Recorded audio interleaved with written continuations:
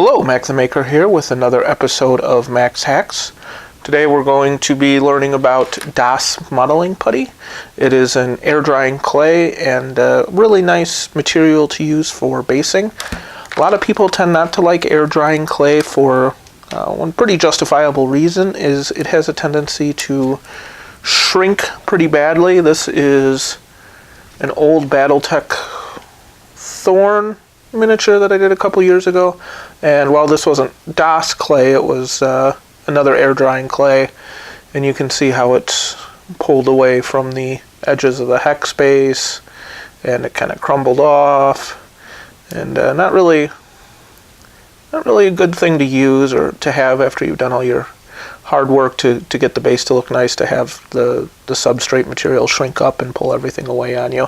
But there is a real quick and easy way to stop that from happening, and that is in my Das modeling clay encrusted bottle of PVA glue. This is Type Bond, Type 2 or Type 3, I can't remember the different types. Water resistant PVA glue. I like this because after it dries, wetting it back down tends not to reactivate the glue, so you can paint it or put a wash on it and not have to worry about any of your flock or sand kind of working its way back off. So to get started, I'm just going to take my Das. There's two colors that I know of, terracotta, which this is, and the white. Other than colors, I haven't noticed any difference in working with them or any sort of smoother or grainy or anything like that. They seem both pretty identical otherwise. So I'm just going to grab a couple chunks here. I'm going to put it in my little cup, and you're going to need a couple pairs of gloves for this, unless you like to get your hands dirty. Some paper towels.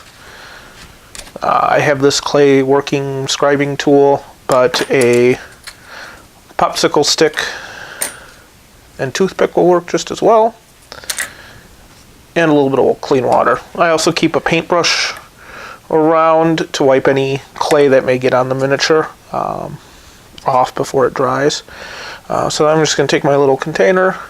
I'm going to maybe push the clay down a little bit on the bottom and kind of pour some glue on there. I don't know if there is a ideal ratio of glue and clay, so I just kind of mix them in there, make sure the clay gets kind of all worked. You can see this is why. Get a second pair of gloves here. You can try to mix it with the tools. The clay is kind of tough at first, so I find it just easier to use the gloves. And maybe kind of put some more glue. Knead the clay together. And you want it kind of soft. And we're getting there, so I'm just going to maybe not throw it all over my mat. Add a little bit more glue. And then this isn't straight. This is a 75% glue, 25% water to thin it down. Straight white glue would work just as well. I'm just kind of cheap.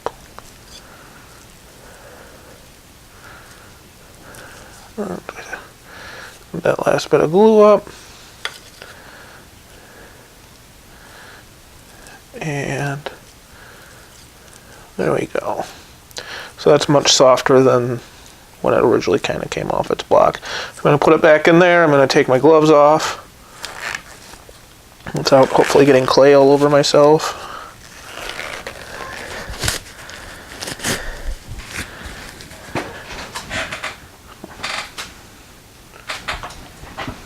Grab another pair of gloves. You may ask why use Das modeling clay instead of green stuff, Needonite, Milliput,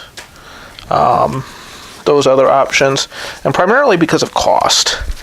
This Das modeling clay cost me about $10 for 2.2 pounds, which is a kilogram for our metric friends, and it's a huge amount. This is probably about a year old, and you can kind of see I've only used a portion of it, and it comes in this kind of self-sealing bag that works really well as far as I can tell. I still when I'm done with it, I'll throw the bag into a Ziploc bag and make sure it's all sealed up just in case. But I haven't had any problems with the DOS drying out or anything. Just gonna wipe that up. And for our example here, and of course I already got some clay on my clean gloves.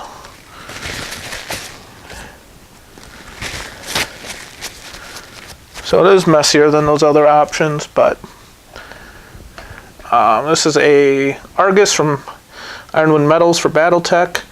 I'm pretty happy with the paint job. This was done a couple years ago, part of the lance I did for the 22nd Avalon Hussars for the Federated Sons. But the basing really, all I'd ended up doing was gluing the miniature to the MDF hex base, putting some white glue down and throwing some flock on it. And it really looks bad. It really takes away from the paint job. So I just tried to scrape most of the flock off with a hobby knife, and we're going to try to tie everything together with the DOS modeling clay. So to work it, I'm going to go ahead and use my clay tool, again, toothpick or popsicle stick, and in fact I'll use all three depending on what I'm doing. I'll use the popsicle stick if I've got a big area I need to kind of work down, or the toothpick for really small areas like getting around, making sure I get the clay kind of tucked around the foot and stuff here. So I'm just gonna kind of work off a chunk here. That should be good. I'm just gonna plop it on. And again, because this is painted, I'm going to try to avoid the paint as much as I can right off the bat. It's a little less important. It's a little easier to wipe off if it's a non-painted mini without any adverse effects. And I'm going to keep my water close by and just kind of keep my tool wet here. And I'm going to chop off the sections that are, oops.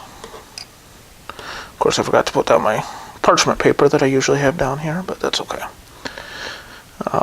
And then once this stuff dries, it can be sanded, carved, that sort of thing. It is easier to work wet, obviously, but it's not like green stuff or milliput once it dries, where it's kind of rock hard and a real pain to work with. And again, it's clay. People have been working with clay for thousands of years, so there's lots of tools at your local art store, even probably your local box store, scribing tools and stuff, so you can scribe patterns on into the clay really easily. Kind of give you a unique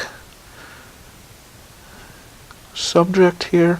Again, I'm kind of just going for a basic base, nothing too fancy, but a little bit nicer than what we started with here. So I'm going to just keep working this here, and I'm going to try to grab my toothpick and get that a little wet, and oops, kind of just work some into the toe gap. Otherwise, it's pretty easy to use. You ever use Play-Doh as a kid? Same idea. So I'll save you the entire time. Here is, make sure my hands are clean here, a Caesar from the same unit that had the same kind of horrible basing that I did last night. So I haven't sanded the edges yet, smooth with the hex base. But here you can see I've got a kind of a nice undulating, muddy kind of texture going on there that I can either just kind of paint, or maybe add some grit to, or some rocks and that sort of thing. Like I said, this is about 10 minutes, 5 minutes, 10 minutes worth of work. I think it took more time to open everything up and get everything prepped than it did to actually slather on the clay. And yeah, it's probably like 3 cents worth of clay on there. So it's a really cost-effective option, especially for horde armies or anything like that, where you're going to be working with a whole lot of minis that maybe you're not getting too extravagantly based with, no custom resin bases or anything like that.